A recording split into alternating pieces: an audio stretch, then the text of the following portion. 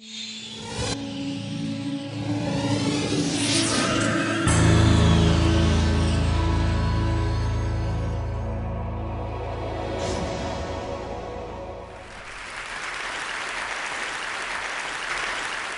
would be willing to bet that I'm the dumbest guy in the room because I couldn't get through school. I struggled with school. But what I knew at a very early age was that I loved money and I loved business and I loved this entrepreneurial thing. And I was raised to be an entrepreneur. And what I've been really passionate about ever since, and I've never spoken about this ever until now. So this is the first time anyone's ever heard it, except my wife 3 days ago, because she said, "What are you talking about?" And I told her, is that I think we miss an opportunity to find these kids who have the entrepreneurial traits and to groom them or show them that being an entrepreneur is actually a cool thing. It's not something that is a bad thing and is vilified, which is what happens in a lot of society. Kids, when we grow up, have dreams and we have passions and we have visions, and somehow we get those things crushed and we get told that we need to study harder or be more focused or get a tutor. And my parents got me a tutor in French, and I still suck in French. 2 years ago, I was the highest rated lecturer at MIT's Entrepreneurial Master's Program, and it was a speaking event in front of groups of entrepreneurs from around the world.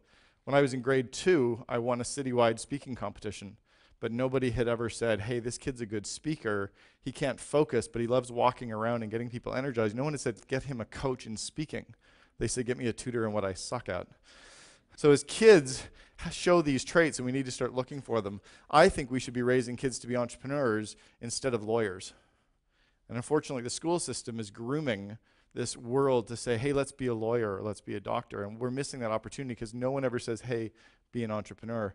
Entrepreneurs are people, because we have a lot of them in this room, who have these ideas and these passions or see these needs in the world, and we decide to stand up and do it. And we put everything on the line to make that stuff happen.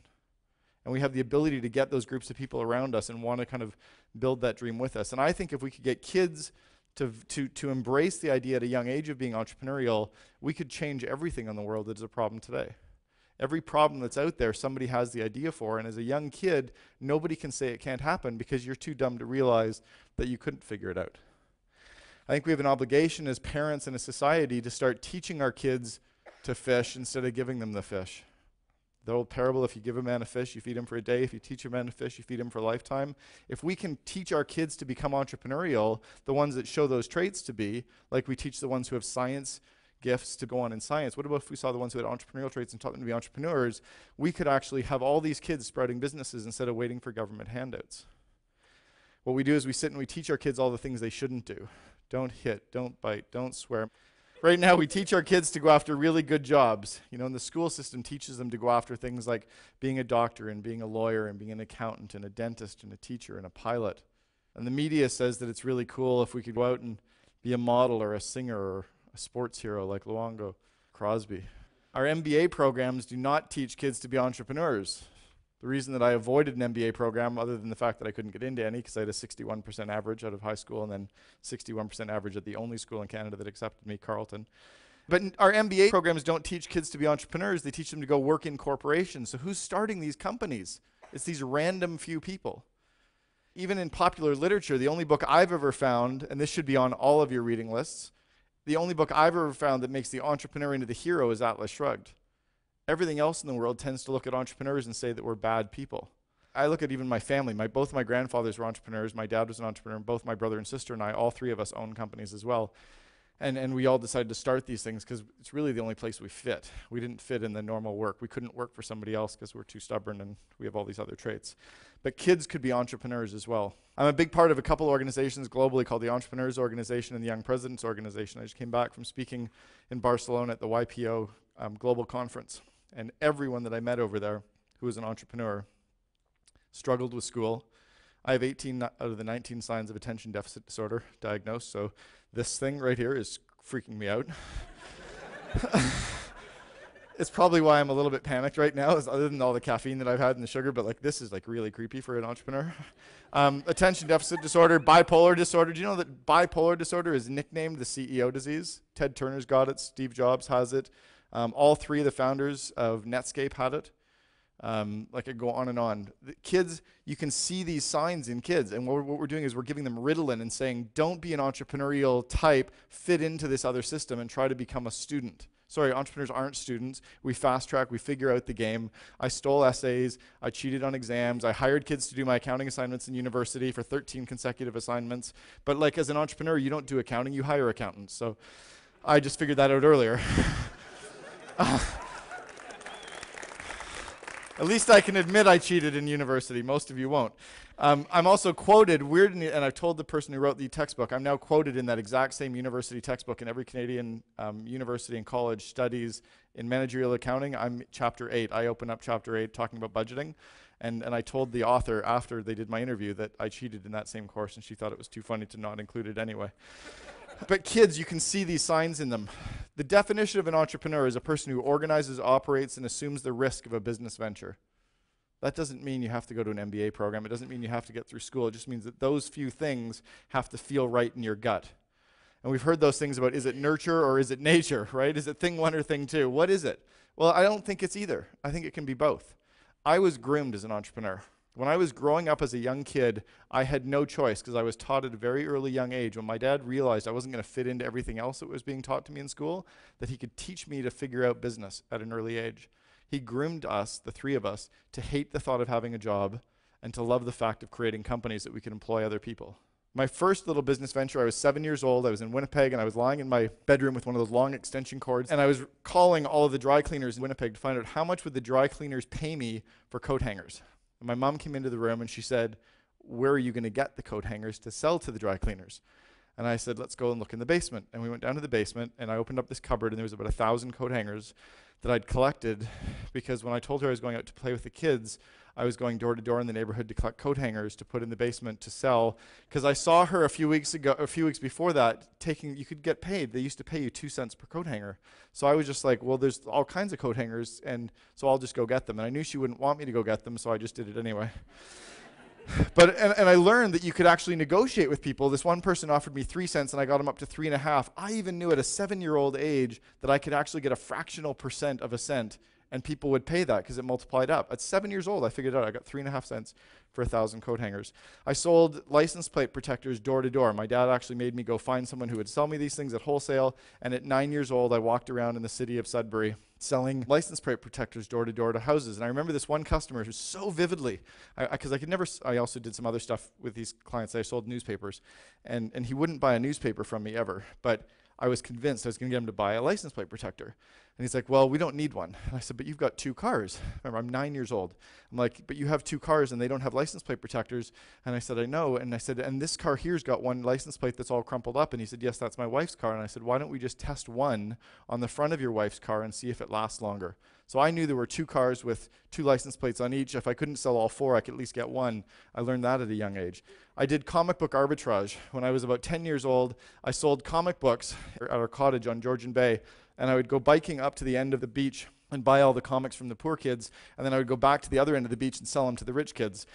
But it was obvious to me, right? Buy low, sell high. You've got this demand over here that has money. Don't try to sell to the poor kids. They don't have cash. The rich people do. Go get some. So that's obvious, right? It's like a recession. So there's a recession. There's still $13 trillion circulating in the U.S. economy. Go get some of that. And I learned that at a young age. I also learned don't reveal your source, because I got beat up after about 4 weeks of doing this because one of the rich kids found out where I was buying my comics from, and he didn't like the fact he was paying a lot more. I was forced to get a paper route at 10 years old. I didn't really want a paper route, but at 10, my dad said, that's going to be your next business. So not only would he get me 1, but I had to get 2, and then he wanted me to hire someone to deliver half the papers, which I did, and then I realized that collecting tips was where you made all the money, so I would collect the tips and get payment. So I would go and collect for all the papers. He could just deliver them, because then I realized I could make the money. By this point, I was definitely not going to be an employee. My dad owned an automotive and industrial repair shop, and he had all these old automotive parts lying around, and they had this old brass and copper. And so I asked him what he did with it, and he said he just throws it out. And I said, but wouldn't somebody pay you for that? And he goes, maybe. Remember, at 10 years old, so 34 years ago, I saw opportunity in this stuff. I saw there was money in garbage, and I was actually collecting it from all the automotive shops in the area on my bicycle, and then my dad would drive me on Saturdays to a scrap metal recycler where I got paid. And I thought that was kind of cool. Strangely enough, like 30 years later, we're building 1-800-GOT-JUNK and making money off that too. I built these little pin cushions. I was 11 years old in Cubs, and we made these pin cushions for our moms for Mother's Day. And you made these pin cushions out of wooden clothespins. We used to hang clothes on clotheslines outside. And you'd make these these chairs, and then I had these little pillows that I would sew up, and you could stuff pins in them, and because people used to sew and they needed a pin cushion. So, but what I realized was that you had to have options. So I actually spray painted a whole bunch of them brown, and then when I went to the door, it wasn't, do you want to buy one? It was like, which color would you like? Like, I'm 10 years old. You're not going to say no to me. And especially if you have two options, you have the brown one or the clear one. So I learned that lesson at a young age. I learned that manual labor really sucks. Right? Like, cutting lawns is brutal. But because I had to cut lawns all summer for all of our neighbors and get paid to do that, I realized that recurring revenue from one client is amazing.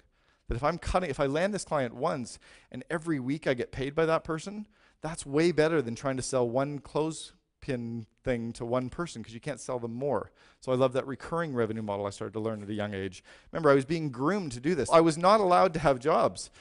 I would caddy. I'd go to the golf course and caddy for people, but I realized that there was this one hill on our golf course, the 13th hole, that had this huge hill, and people could never get their bags up it. So I would sit there with a lawn chair and just carry up all the people who didn't have caddies. I would carry their golf bags up to the top, and they'd pay me $1. Meanwhile, my friends were working for 5 hours to haul some guy's bag around and get paid $10. I'm like, that's stupid, because you have to work for 5 hours. That doesn't make any sense. You just figure out a way to make more money faster. Every week, I would go to the corner store and buy all these pops, and I would go up and deliver them to these 70-year-old women playing bridge. And they'd give me their orders for the following week, and then I would just deliver pop, and I just charged twice. And I had this captured market. You didn't need contracts.